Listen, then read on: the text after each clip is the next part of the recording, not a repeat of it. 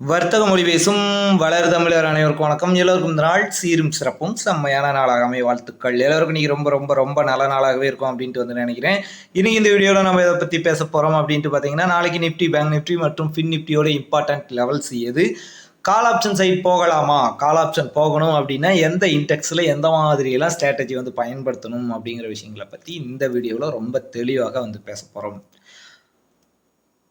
இப்போ நம்ம video start பண்ணுறதுக்கு முன்னாடி இந்த வீடியோ முழுக்க பார்த்துட்டு உங்களுக்கு பிடிச்சிருந்தா மறக்காமல் வந்து ஒரு லைக் ஒன்று பண்ணுங்கள்.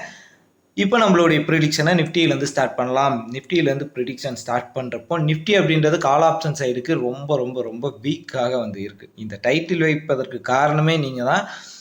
1-2 இல்லை, நிறைய மெசேஜஸ் வந்து நான் வந்து பார்த்தேன் வாட்ஸ்அப்பில். ஸோ வாட்ஸ்அப்பில் மெசேஜ் பண்ணுறவங்க ஒரே ஒரு விஷயத்தை மட்டும் கவனத்தில் வந்து எடுத்துக்கோங்க. எப்பவும் லைவ் டைமிங்கில், அதாவது மார்க்கெட்டு 9:15 to 3:30 வரைக்கும் மார்க்கெட்டில் நடந்துகிட்டு இருக்கும்போது எந்தவித மெசேஜும் வந்து பண்ணீங்க அப்படின்னா என்னால் ரிப்ளை பண்ண முடியாது, சரிங்களா? ஸோ அதனால் சார் வந்து பார்க்காம விட்டுட்டனே, என்ன ஒரு மெசேஜ் பண்ணால் கூட வந்து ரெஸ்பான்ஸ் இல்லை, அந்த மாதிரிலாம் வந்து தயவு செஞ்சு நினைக்காதீங்க. ஆஃப்டர் த மார்க்கெட் என்ன என்கொயரி வேணும்னா மெசேஜ் பண்ணுங்கள், நான் நிச்சயமாக வந்து உங்களுடைய மெசேஜுக்கு ரிப்ளை பண்ணுவேன். இப்போ நம்மளுடைய ப்ரிடிக்ஷனை நிஃப்டியிலேருந்து ஸ்டார்ட் பண்ணும்போது நிஃப்டியில் நமக்கு என்ன தெரிகிறது அப்படின்ட்டு பார்த்தீங்கன்னா, நிஃப்டி அப்சைட் போவதற்கு ஒரே ஒரு வாய்ப்பாக இங்கேருந்து ஒரு டபிள்யூ பேட்டர்ன், இதை வந்து ஒரு டபிள்யூ பேட்டர்னாக எடுத்துக்கிட்டாலும் சரி, அல்லது இன்னைக்கு டேவிலே உருவான ஒரு டபிள்யூ பேட்டர்னை எடுத்துக்கிட்டாலும் சரி, சரிங்களா? 22,050 அப்படின்றது நெக்லைனாக இருக்கும். ஸோ 22,050 அப்படின்ற லெவலை பிரேக் அவுட் பண்ணிட்டு மார்க்கெட் 22,120 வரைக்கும் போயிட்டு ரிவர்சல் வந்து ஆகிட்டாங்க. ஸோ 22,050 அப்படின்றது ஒரு ஸ்ட்ராங்கான சப்போர்ட்டாக இருக்குது. இப்போ ஒரு பேட்டர்னை உருவாக்கி விட்டு மார்க்கெட் பிரேக் அவுட் பண்ணிவிட்டு ரீடெஸ்ட் வந்து பண்ணிருச்சு. அப்போது 22,050 இருந்து நாளைக்கு ஃப்ளாட்டாக மார்க்கெட் ஓப்பன் ஆகுதுன்னு வைங்க, 22,120 அப்படின்ற லெவலில் பிரேக் அவுட் பண்ணிச்சுன்னா அதிகபட்சமாக 22,200 அப்படின்ற லெவல் வரைக்கும் வந்தடையும். இந்த 22,200 22,240, சரிங்களா? 22,200 240 வரை இருக்கக்கூடிய லெவலானது ரொம்ப ஸ்ட்ராங்கான ரிஜெக்ஷன் தரக்கூடிய லெவல், சரிங்களா? ஸோ அதனால் இந்த ஜோனில் மார்க்கெட்டில் ஒரு ரிஜெக்ஷன் மேபி வந்து நடக்கலாம். என்ன சார் மொட்டையாக வந்து சொல்லிட்டீங்க, என்ன காரணம், என்ன ரீசன் அப்படின்ட்டு தெரிஞ்சுக்கிறதுக்கு நிறைய பேர் வந்து ஆவலாக இருப்பீங்க.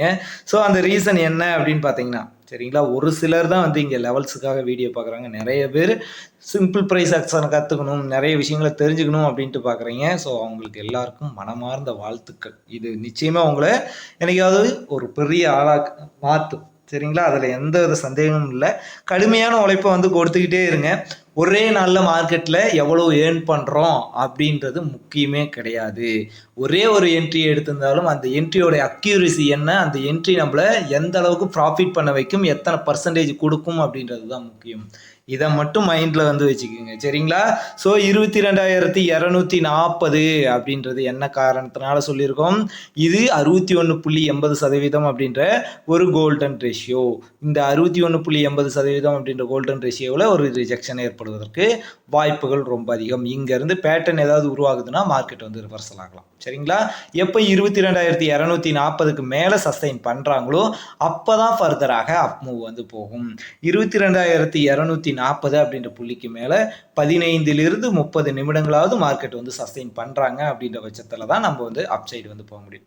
சரி, ஓகே, நீ சொல்கிற மாதிரி 15 to 30 நிமிஷம் நான் இந்த லெவலுக்கு மேலே என்ட்ரியே எடுக்கல, வெயிட் பண்ணுறேன். ஆனால் மார்க்கெட் இங்கேருந்து 100 புள்ளி 150 புள்ளி போயிடுச்சுன்னா என்ன பண்ணுறது அப்படின்ட்டு நீங்கள் வந்து கேட்கலாம். அதுதான் நியாயமான ஒரு விஷயம். நாம் இப்போ என்ன பண்ணிகிட்டு இருக்கோம், போஸ்ட் மார்க்கெட்டில் எதெல்லாம் ரொம்ப இம்பார்ட்டண்ட்டான லெவல், அந்த லெவல்ஸில் என்னெல்லாம் நடக்கும் அப்படின்ட்டு வந்து சொல்லிட்டு இருக்கோம், சரிங்களா? இது வந்து ஒரு லைவ் மார்க்கெட் செஷன் வந்து கிடையாது. இந்த போஸ்ட் மார்க்கெட்டில் சொல்லும்போது என்ன ஒரு பிரச்சனை, இங்கே வால்யூம் எப்படி வந்து வரப்போகுது அப்படின்ட்டு வந்து தெரியாது.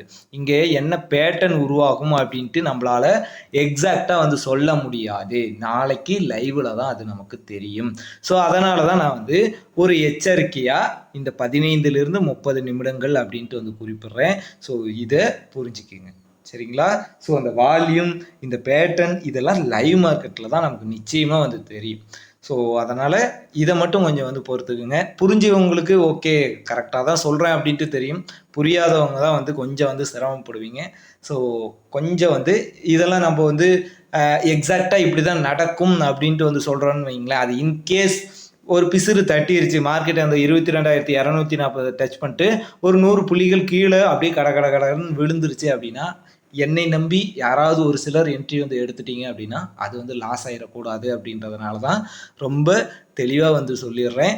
15லிருந்து 30 நிமிடங்கள் உங்களுடைய இழப்புக்கு நான் ஒருபோதும் பொறுப்பாக முடியாது. உங்களுடைய லாபத்துக்கும் நான் ஒருபோதும் பொறுப்பாக மாட்டேன். நான் என்னால் முடிஞ்ச எஜுகேஷனை உங்ககிட்ட கொடுக்குறேன். அதை பணமாக மாற்றுறதும் கல்வியாக மாற்றுறதும் அதுக்கு ஒரு பெரிய நாலேஜாக கொண்டுட்டு போகிறதும் உங்களுடைய கையில் தான் இருக்குது. ஸோ அப்படி பார்க்குறப்ப 22,240 அப்படின்ற லெவலுக்கு மேலே மார்க்கெட் சஸ்டைன் பண்ணுச்சு அப்படின்னு வைங்களேன். அடுத்த கட்ட டார்கெட் 22,320, 22,400 அப்படின்றது டார்கெட்டாக இருக்கும். சரிங்களா? ஓகே. இப்போ மார்க்கெட் ஃப்ளாட்டாக ஓப்பன் ஆயிடுச்சு. இந்த 22,050க்கு மேலையெல்லாம் சஸ்டெயின் பண்ணலப்பா, டவுன் சைடு தான் வருது அப்படின்னா என்ன பண்ணலாம் அப்படின்னு கேட்டிங்கன்னா, இப்போது ஒரு மேஜரான ட்ரெண்ட் என்னவாக இருக்குது, இங்கேருந்து விழுந்த மார்க்கெட்டு அப்படியே கடன்னு கீழே விழுந்தாங்க. அங்கேருந்து எவ்வளோ ரிட்ரேஸ்மெண்ட் எடுத்திருக்காங்க, 50% எடுத்திருக்காங்க. அங்கேருந்து திரும்ப லோவை டச் பண்ணுறாங்க. அங்கேருந்து எவ்வளோ எடுத்திருக்காங்க, 38.20% எடுத்தாங்க.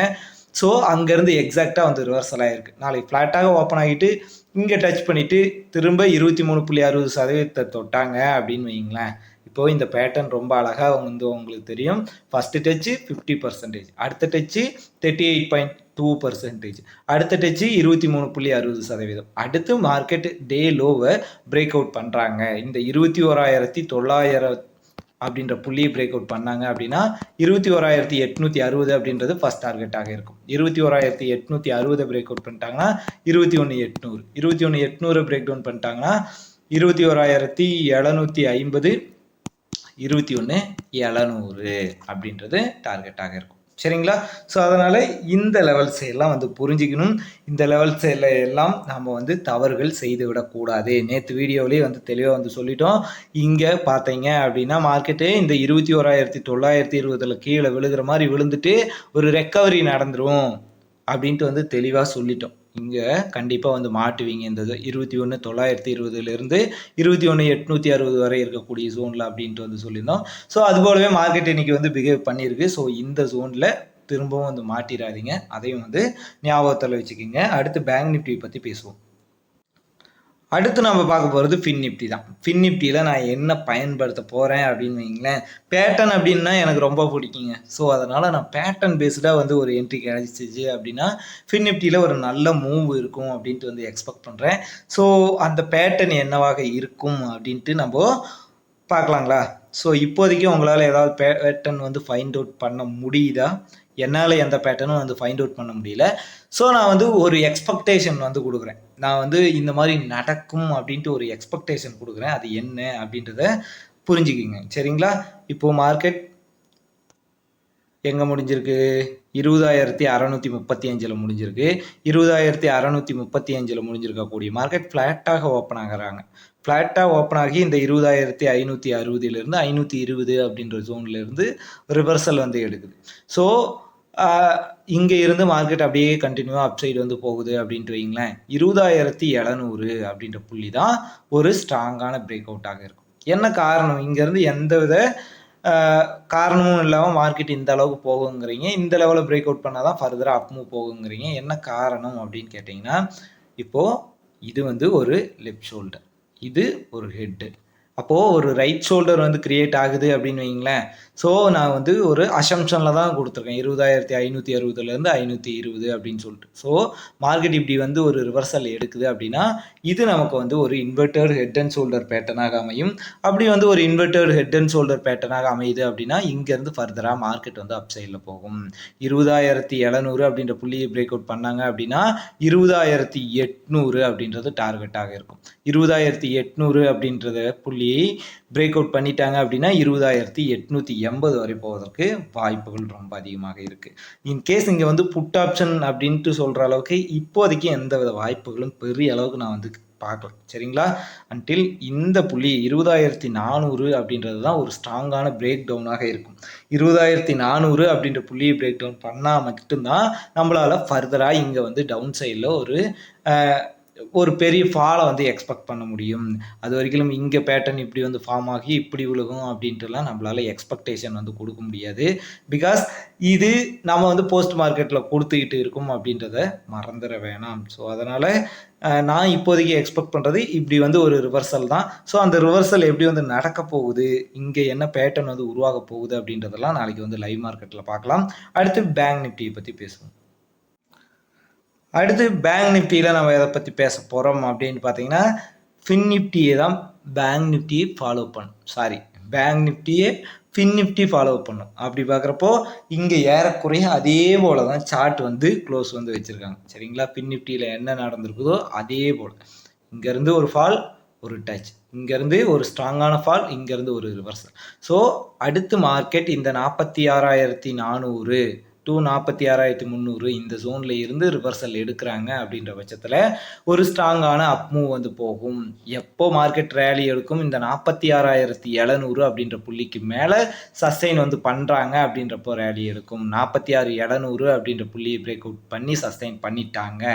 15லிருந்து 30 நிமிடங்கள் இந்த புள்ளிக்கு மேலே மார்க்கெட்டால் க்ளோஸ் வந்து வைக்க முடியுது அப்படின்ற பட்சத்தில் நமக்கு அடுத்த டார்கெட் 47,000 அப்படின்ற புள்ளியை பிரேக் டவுன் பண்ணிட்டாங்க அப்படின்னா 47,200 பிரேக் அவுட் பண்ணிட்டாங்கன்னா 47,400 வரை போவதற்கு வந்து வாய்ப்புகள் இருக்குது. இங்கே புட் ஆப்ஷனுக்கு ஏதாவது சான்சஸ் இருக்கா அப்படின்னு பார்த்தீங்கன்னா, போஸ்ட் மார்க்கெட்டை பொறுத்தவரை எந்த வித வாய்ப்புகளும் வந்து கிடையாதுங்க. இங்கே பார்த்தீங்க அப்படின்னா 46,300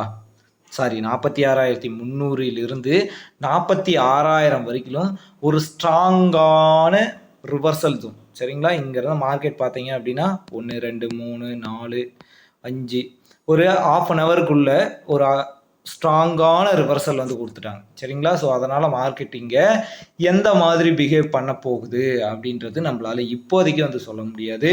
இந்த 46,000 அப்படின்ற புள்ளியை எப்போ வந்து பிரேக் டவுன் பண்ணுறாங்களோ அப்போ மட்டும்தான் நம்மளால் வந்து புட் ஆப்ஷன் சைட் போக முடியும். 46,000 அப்படின்ற புள்ளியை பிரேக் டவுன் பண்ணாங்க அப்படின்னா 45,750 45,750 பிரேக் டவுன் பண்ணாங்க அப்படின்னா 45,500 வரைக்கும் போவதற்கு வாய்ப்புகள் ரொம்ப. சரிங்களா? ஸோ புட் ஆப்ஷன் சைடு எதனால் ஒரு ஸ்ட்ராங்காக என்னால் சொல்ல முடியல அப்படின்ட்டு ஒரே ஒரு ரீசனை மட்டும் நான் இந்த இடத்துல வந்து சொல்லிக்கிறேன். இங்கே பார்த்தீங்க அப்படின்னா 46,000லேருந்து 46,700 வரை ஸ்ட்ராங்காக வந்து பையர்ஸ் வந்து உட்காந்துருக்காங்க. சரிங்களா? இந்த ஜோனில் இப்போ இந்த 46,500 வரைக்கும் ரிட்ரேஸ்மெண்ட் தான் வந்து எடுத்துகிட்டு இருக்காங்க. ஸோ அதனால் பையர்ஸ் இன்னும் ஸ்ட்ராங்காக இருக்குது. சரிங்களா? இந்த பையர்ஸை தோற்கடிக்கணும், இங்கே பையர்ஸே இல்லாமல் பண்ணணும் அப்படின்னா அந்த 46,000 பிரேக் டவுன் மட்டும்தான் ஒரே வழி. ஸோ அந்த லெவலில் மார்க்கெட் பிரேக் டவுன் பண்ணிச்சுன்னா மட்டும்தான் ஃபர்தராக புட் ஆப்ஷன் சைட் போவதற்கு வந்து வாய்ப்புகள் அதிகமாக இருக்குது அப்படின்றத ஞாபகத்தில் வந்து வச்சுக்கோங்க.